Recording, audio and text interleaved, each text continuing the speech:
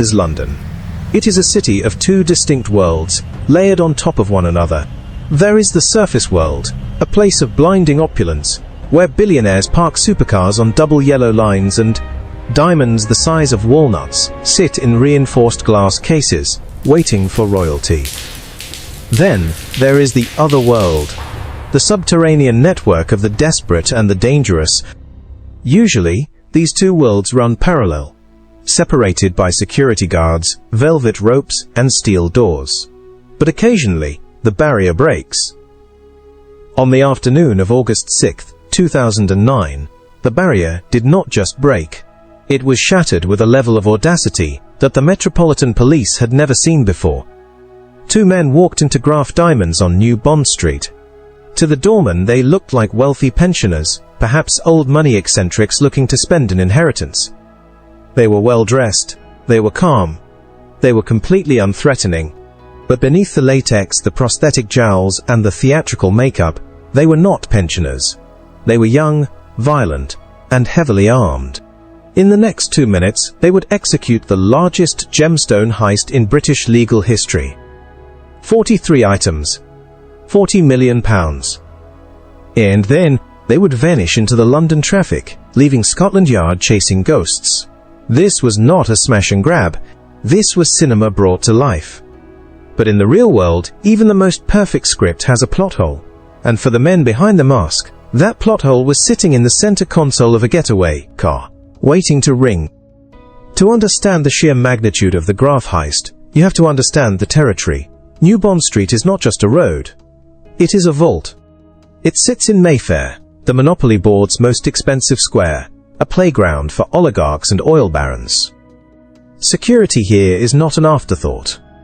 It is an industry. Every inch of pavement is watched. Every door is reinforced. To rob a store here is to declare war on the surveillance state. This is why most criminals, even the organized ones, stay away. The risk-to-reward ratio is suicide. But for Aman Kassaye, risk was a drug. Kassaye was not a master thief in the traditional, romantic sense. He was not a cat burglar who scaled walls in the dead of night. He was a product of South London's gritty underworld.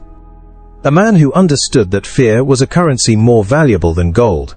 He was tall, imposing, and known for a volatility that made even his associates nervous. At 24 years old, he should have been a low-level enforcer. But he had an ambition that outstripped his station. He did not want to rob corner shops. He wanted to take down the crown jewel of the retail world. Alongside him was Craig Calderwood, a man with a similarly checkered past, willing to step into the role of the accomplice. They were not the architects of a sophisticated cybercrime. They were armed robbers. But they realized that in 2009, you could not just pull a stocking over your head and expect to get away with it. Facial recognition technology was improving. CCTV was high definition. If you walked into Graff with your own face, you were caught before you left the store. If you wore a balaclava, you would never get through the security airlock. They needed a third option. They needed to become someone else entirely. The preparation for the heist read less like a criminal enterprise, and more like a film production. The gang did not go to a back-alley black market for their disguises. They went to a legitimate theatrical makeup studio in Covent Garden. They posed as producers shooting a music video, a cover story, that in London is so common nobody questions it. They paid strictly in cash. They sat in the chairs for 4 hours, letting professional artists glue latex prosthetics to their cheeks, noses and chins. They had their skin tones altered, their hairlines receded, and liver spots painted onto their hands. When they looked in the mirror, Aman Kassaye and Craig Calderwood were gone. In their place stood two nondescript white men in their 60s. It was a transformation so convincing that the makeup artist unknowingly signed the warrant for a £40 million robbery. On the day of the heist, the weather was typical for London in August, overcast and humid. A chauffeur-driven taxi, a black cab, navigated the heavy traffic of the West End. Inside sat the two old men. They were wearing baggy grey suits, chosen not for fashion but to hide their athletic frames, and the 9mm handguns tucked into their waistbands. They were calm. They had rehearsed this. They knew exactly how many seconds they had. The taxi pulled up outside 29 New Bond Street. The doorman, a figure trained to spot trouble, saw two elderly gentlemen. He buzzed the door. The magnetic lock disengaged. They stepped into the airlock, the space between the street and the store, where you are trapped until the second door opens. This is the point of no return. If the staff inside sense anything wrong, the second door stays shut, and the police are called. The staff saw nothing but potential customers. The second door buzzed. They walked in. Inside, the atmosphere was hushed and refrigerated. Diamonds glittered under halogen lights. The staff smiled, ready to assist. For a few seconds, the charade held. Then, the illusion shattered. Kassaye and Calderwood drew their weapons. The transformation from frail pensioners to aggressive gunmen was instantaneous and terrifying.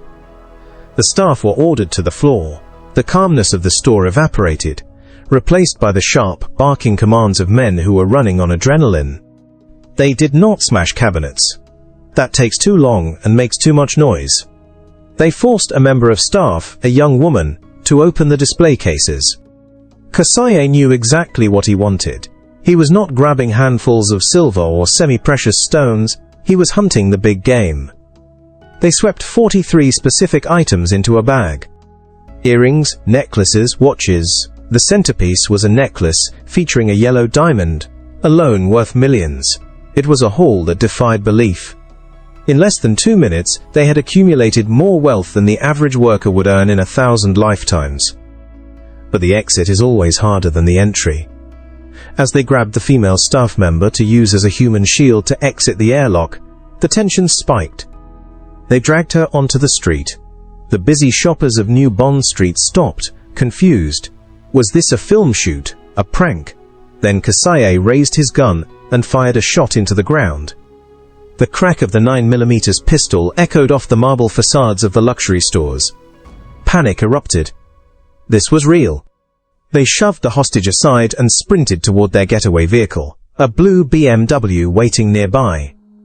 The driver, Solomon Bean, gunned the engine. But the streets of London are not built for high-speed chases. Traffic was gridlocked. As they tore away, a bystander, brave or perhaps foolish, tried to intervene. Another shot was fired. The chaos was absolute. They abandoned the BMW a few streets away, adhering to a classic switch car strategy. They jumped into a silver Mercedes, and then later, into a black Ford Galaxy. The plan was designed to break the chain of evidence. By the time the police found the BMW, the robbers should have been in the Ford. By the time they found the Mercedes, the robbers should have been ghosts. And for a few hours, it seemed to have worked. The flying squad, the elite branch of Scotland Yard dedicated to armed robbery, arrived at the scene to find nothing but shell casings and terrified witnesses. The media storm was instant. The papers dubbed it the Mission Impossible Heist. The public was fascinated by the latex masks. It was the perfect crime. The perpetrators had no faces. They had left no fingerprints. Thanks to the makeup on their hands, they had vanished into the labyrinth of the city. But in the high-stakes game of forensic investigation, perfection is a myth. Every contact leaves a trace. The police began to dissect the abandoned blue BMW. They dusted for prints, vacuumed for fibers, and swabbed for DNA. It was clean. Professional. But then, an officer checking the interior made a discovery that would bring the entire empire crumbling down. Wedged between the driver's seat and the handbrake was a mobile phone. It was a cheap, disposable pay-as-you-go handset. A burner. In the criminal underworld, these are supposed to be used once and destroyed. But in the adrenaline of the car switch, amidst the shouting and the rush to move the diamonds, someone had forgotten it. It was a mistake. So small. So mundane that it almost seemed unfair against the scale of the crime. But that phone was the key to Pandora's box. The detectives at Scotland Yard did not just look at the phone. They dissected its digital soul. Even a burner phone leaves a digital footprint. They analyzed the call logs. They looked at the cell tower data. They found that this phone had been in communication with other phones at key times leading up to the heist. It began to map out a network. One number led to another. They triangulated the signals. They found that these phones had been pinging off towers near the makeup studio in Covent Garden. They pinged near New Bond Street on reconnaissance days. And crucially, they pinged near the homes of known associates of the South London underworld. The anonymity of the latex masks was stripped away by the cold, hard data of telecommunications. The police identified the numbers. They put names to the signals. Aman Kassaye, Craig Calderwood, Solomon Bayin. The net began to close, not with a dramatic shootout but with the quiet, relentless work of surveillance. Teams of undercover officers began to trail the suspects. They watched them eat, sleep, and meet. They needed more than just phone data. They needed physical evidence. They needed to link these men to the masks and the money. The breakthrough came when detectives visited the makeup studio. They showed the artists the CCTV footage. The artists, horrified to see their work being used for a violent felony, cooperated instantly. They identified the men who had sat in their chairs. They had kept the casts used to make the prosthetics. These casts were a perfect physical match for the suspects. The science of disguise had turned into the science of identification. On a quiet morning, weeks after the heist, the police struck. It was a coordinated series of raids across London. Doors were smashed in with battering rams. Armed police flooded the hallways of the suspects' homes. Aman Kassaye was pulled from his bed, the arrogance of the untouchable gangster replaced by the shock of a man who thought he had outsmarted the world. During the searches, the police found incriminating evidence, but they did not find the diamonds. The £40 million worth of gems had vanished. To this day, the whereabouts of the Graff Hall remains one of the great unsolved mysteries of the case. Had they been broken down and recut? Smuggled to Dubai or Antwerp, buried in a park, the men were not talking. The trial at Woolwich Crown Court was a spectacle. The prosecution laid out the case with forensic precision. They played the CCTV. They showed the jury the latex masks. They presented the phone records that linked everyone together like a spiderweb. Kassaye and Calderwood sat in the dock, watching their perfect crime be deconstructed piece by piece. The defense tried to argue coercion, tried to poke holes in the timeline, but the weight of the evidence was crushing. The burner phone in the BMW was the nail in the coffin. Aman Kassaye, the mastermind, who had pointed a gun at terrified shop assistants and fired shots on a London street, was found guilty of conspiracy to rob, kidnapping, and possession of a firearm. The judge, sensing the need to send a message to anyone else thinking of turning London into a movie set, was unsparing. Kassaye was sentenced to 23 years in prison. Calderwood and the other accomplices received lengthy sentences as well. The gang was dismantled. The impact of the Graff heist went beyond the monetary loss. It changed the way high-end security operated in London. It ended the era of innocence, where a suit and a grey haircut were enough to bypass scrutiny. It showed the world that British organised crime had evolved, that it was willing to employ theatrical tactics and extreme violence to get what it wanted. In the end, the story of the Graff Diamonds heist is a tragedy of hubris.